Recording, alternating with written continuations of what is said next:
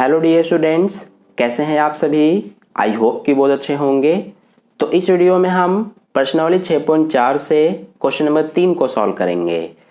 तो देखिए question number 3 में हमसे क्या कहा गया है। आकृति में एक ही आधार BC पर दो त्रिभुज ABC और DBC बने हुए हैं। यदि AD BC को O पर प्रतिच्छेद करे तो दर्शाइए कि त्रिभुज ABC का क्षेत्रफल बटे में त्रिभुज DBC का क्षेत्रफल बराबर AO बटे DO है। तो चलिए इसका सॉल्यूशन करते हैं। तो देखिए डियर स्टूडेंट्स, इस क्वेश्चन के लिए हमें ये एक आकृति दी गई है जिसमें हमसे कहा गया है कि जो त्रिभुज ABC है, ध्यान दीजिए ये वाला त्रिभुज और त्रिभुज DBC यानी कि ये वाला दोनों एक ही आधार BC पर बने हुए हैं। यानी कि त्रिभुज ABC और त्रिभुज DBC दोनों का एक ही आधार BC है। इसका मतलब ये हुआ कि जो BC है ये उभयनिष्ठ है त्रिभुज ABC और त्रिभुज DBC में। ठीक है, इसके अलावा हमसे कहा गया है कि जो AD है वो BC को इस बिंदु O पर प्रतिच्छेद करती है। तो ये चीजें हमें दी गई हैं, इसीलिए हमने इनको यहाँ पर लिख लिया है। अब हमें सिद्ध क्या करना है कि जो त्रिभुज ABC का क्षेत्रफल है और त्रिभुज DBC का जो क्षेत्रफल है, यानी त्रिभुज ABC का क्षेत्रफल और त्रिभुज DBC के क्षेत्रफल का अनुपात हमें AO बटे DO के बराबर सिद्ध करना है। तो देखिए ये हम कैसे करेंगे। इसके लिए क्या करेंगे, हम सबसे पहले जो जो दिया है वो हम लिख लेंगे और जो हमें सिद्ध करना है वो हम लिखेंगे। अब हमें त्रिभुज ABC का क्षेत्रफल और त्रिभुज DBC का क्षेत्रफल का अनुपात AO बटे DO के बराबर सिद्ध करना है। तो इसके लिए हमें क्या करना पड़ेगा कि त्रिभुज ABC का भी क्षेत्रफल निकालना पड़ेगा और त्रिभुज DBC का क्षेत्रफल निकालना पड़ेगा। तो देखिए त्रिभुज के क्षेत्रफल निकालने का क्या सूत्र होता है, ये होता है हमारा 1/2 गुना आधार गुना ऊंचाई। तो अगर हम त्रिभुज ABC की बात करें तो इसमें आधार क्या हो जाएगा, आधार ये हो जाएगा BC। ठीक है, और इसकी ऊंचाई क्या हो जाएगी, ऊंचाई देखिए इसमें हमें नहीं पता। आप गलती से ये वाला ऊंचाई मत ले लेना, जो यहाँ से यहाँ तक है AO, ये ऊंचाई नहीं होगी क्योंकि ऊंचाई जो होती है वो बिल्कुल सीधी होती है यानी कि लंब होती है। तो ये बिल्कुल सीधी नहीं है, इसीलिए ये ऊंचाई नहीं हो सकती। तो हमें क्या करना पड़ेगा कि त्रिभुज ABC में ऊंचाई हमें नहीं पता, इसीलिए हमें ऊंचाई जो है वो बनानी पड़ेगी, यानी कि इसमें हमें एक रचना करनी पड़ेगी। तो ये हमने कर दिया। ठीक है, ये क्या है, ऊंचाई है इस त्रिभुज ABC में, इसका नाम दे देंगे हम, ये हो जाएगा हमारा M। यानी कि AM जो है ये ऊंचाई है त्रिभुज ABC में। ऐसे ही अगर हम त्रिभुज DBC की बात करें तो इसमें आधार ये BC हो जाएगा, लेकिन इसमें भी ऊंचाई हमें नहीं पता। तो इसमें भी ऊंचाई हम क्या करेंगे कि रचना करेंगे यानी कि बनाएंगे। तो ये हमारा यहाँ से कुछ इस तरह से इसकी ऊंचाई हो जाएगी। ठीक है, तो इसका भी नाम दे देंगे हम, ये हमारा हो जाएगा DN। तो इस तरह से हमने इसमें दो रचना किया है। त्रिभुज ABC में हमने AM बनाया है जो कि ऊंचाई है और त्रिभुज DBC में हमने DN बनाया है जो कि ये ऊंचाई है। ठीक है, तो सबसे पहले जो हमने रचना किया है वो हमें लिखना पड़ेगा। तो यहाँ पर हम लिख देंगे, हमने क्या किया है कि जो AM है यानी कि ये AM, ये हमने लंब खींचा है किस पे, BC पे। ठीक है, इसी तरह से और हमने क्या किया है कि जो DN है, DN हमने लंब खींचा है BC पर। तो ये चीज़ें हमने रचना किया है, तो यहाँ पर हम इनको लिख देंगे। अब देखिए यहाँ से हम अपना सॉल्यूशन करेंगे, यानी कि जो हमें सिद्ध करना है वो अब हम यहाँ से स्टार्ट करेंगे। तो देखिए हमें त्रिभुज ABC और त्रिभुज DBC के क्षेत्रफल का अनुपात AO बटे DO के बराबर सिद्ध करना है। तो सबसे पहले हम दोनों त्रिभुज का क्षेत्रफल लिखेंगे। तो ये हो जाएगा एरिया ऑफ ABC यानी त्रिभुज ABC का क्षेत्रफल बटे त्रिभुज DBC का क्षेत्रफल। तो देखिए त्रिभुज ABC का क्षेत्रफल क्या हो जाएगा, ये हो जाएगा हमारा 1/2 गुना आधार गुना ऊंचाई। तो 1/2 हो गया, आधार इसमें क्या है BC, तो यहाँ पर BC लिखेंगे और ऊंचाई क्या है इसमें AM, तो ये हो जाएगा AM बटे में इसका भी क्षेत्रफल लिखेंगे तो ये भी होगा 1/2 गुना आधार गुना ऊंचाई।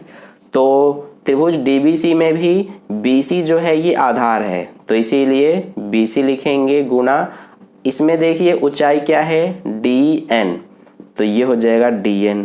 अब ये 1/2 से 1/2 कटेगा और BC से BC कटेगा, तो क्या बचा सिर्फ AM/DN।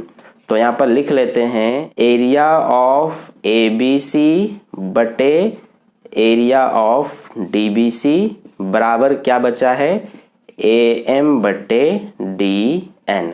अब ध्यान दीजिए, हमें त्रिभुज ABC और त्रिभुज DBC के क्षेत्रफल का अनुपात AO/DO के बराबर सिद्ध करना है, लेकिन ये हमारा AM/DN के बराबर आया है। तो इसीलिए हमें अब क्या करना है कि कैसे ना कैसे करके इस AM/DN को हमें AO/DO में बदल देना है। तो देखिए इसके लिए हम क्या करेंगे, ध्यान दीजिए, जो ये AM और DN है, ये हमारा AM और ये रहा DN। तो हम क्या कर सकते हैं कि ये जो छोटा वाला एक त्रिभुज बन रहा है जो आप देख रहे हैं, त्रिभुज AMO यानी कि ये वाला, और त्रिभुज ये छोटा वाला यानी कि DNO ये वाला, तो इन दोनों त्रिभुजों को हम लेंगे, यानी कि त्रिभुज AMO और त्रिभुज DNO, इन दोनों त्रिभुज को लेकर के हम इनको क्या करेंगे कि समरूप सिद्ध करेंगे। ठीक है, तो यहाँ पर अब हम लिखेंगे कि त्रिभुज AMO तथा दूसरा कौन सा त्रिभुज है, त्रिभुज DMO में। तो दोनों त्रिभुज में देखिए कि सबसे पहले इसमें हम नाम दे देते हैं, ये जो एक कोण बन रहा है इसका कोण 1 नाम दे देते हैं और इस वाले का नाम कोण 2 दे देते हैं। तो ये दोनों कोण क्या होंगे, बराबर होंगे, यानी कोण 1 बराबर कोण 2 होगा। इसका रीजन क्या होगा, क्योंकि दोनों शीर्षाभिमुख कोण है। ठीक है, तो इसीलिए इसका रीजन लिखेंगे हम, ये क्या है, शीर्षाभिमुख कोण है। तो ये हो गया। इसके अलावा देखिए ये जो कोण M है और ये कोण N, ये दोनों भी बराबर होंगे, तो यहाँ पर लिख लेते हैं कोण M बराबर कोण N, और इसका रीजन क्या होगा, ये हमारा प्रत्येक जो है वो 90 डिग्री का कोण है। तो इस तरह से हमने दो कोण बराबर दिखा दिए हैं। अब देखिए अगर दोनों त्रिभुज में हमने दो कोण बराबर दिखा दिए तो इसमें हमारा जो एंगल समरूपता कसौटी होता है वो लगेगा। तो यहाँ पर लिख देंगे एंगल समरूपता कसौटी से क्या होगा हमारा कि जो दोनों त्रिभुज हैं यानी कि त्रिभुज AMO ये समरूप सिद्ध हो जाएगा त्रिभुज DNO के। ठीक है, अब अगर हमने दोनों त्रिभुजों को समरूप सिद्ध कर दिया तो इनकी जो संगत भुजाएं होंगी यानी कि त्रिभुज AMO और त्रिभुज DNO दोनों को हमने समरूप सिद्ध कर दिया, तो जो भी त्रिभुज समरूप होते हैं उनकी संगत भुजाओं का अनुपात बराबर होता है। तो हम क्या लिख सकते हैं कि जो AM/DN है ये किसके बराबर होगा, ये होगा हमारा MO/NO के, और ये किसके बराबर होगा, AO/DO के। देखिए AM/DN, AM ये रहा, DN ये रहा, तो ये दोनों संगत भुजाएं हो गई, तो ये किसके बराबर होंगी, MO/NO के, और ये किसके बराबर होंगी, AO/DO के। ठीक है, तो ये हो गई, सभी संगत भुजाओं का अनुपात बराबर हो गया। अब देखिए हम क्या करेंगे कि जो ये है इसको हम समीकरण 1 मान लेंगे और जो ये वाला है इसको हम समीकरण 2 मान लेंगे। ठीक है, तो अब यहाँ पर हम लिखेंगे कि समीकरण 1 व 2 से देखिए हम क्या करेंगे, समीकरण 1 हमारा ये रहा, इसमें क्या है हमारा कि त्रिभुज ABC का जो क्षेत्रफल है और त्रिभुज DBC का क्षेत्रफल का अनुपात किसके बराबर है, AM/DN के। अब देखिए जो AM/DN है वो किसके बराबर है, AO/DO के, तो हमें इसकी जगह पर AO/DO लाना है, तो हम इसकी जगह पर AO/DO लिख सकते हैं क्योंकि AM/DN जो है ये बराबर है AO/DO के।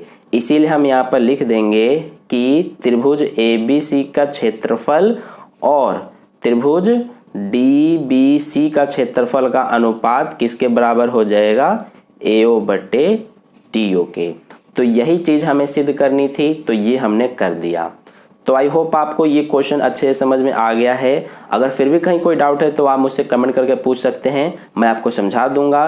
तो अगर आपको वीडियो अच्छा लगा है तो वीडियो को लाइक कर देना, अपने दोस्तों के साथ भी शेयर कर देना, और अगर आप चैनल पर नए आए हुए हैं तो चैनल को सब्सक्राइब करके बगल में जो बेल आइकन आता है उस पर ऑल नोटिफिकेशन पे क्लिक कर लेना, ताकि नेक्स्ट वीडियो जैसी अपलोड की जाए उसका नोटिफिकेशन सबसे पहले आपको मिल जाए। तो मिलते हैं फिर नेक्स्ट क्वेश्चन के लिए नेक्स्ट वीडियो में। धन्यवाद।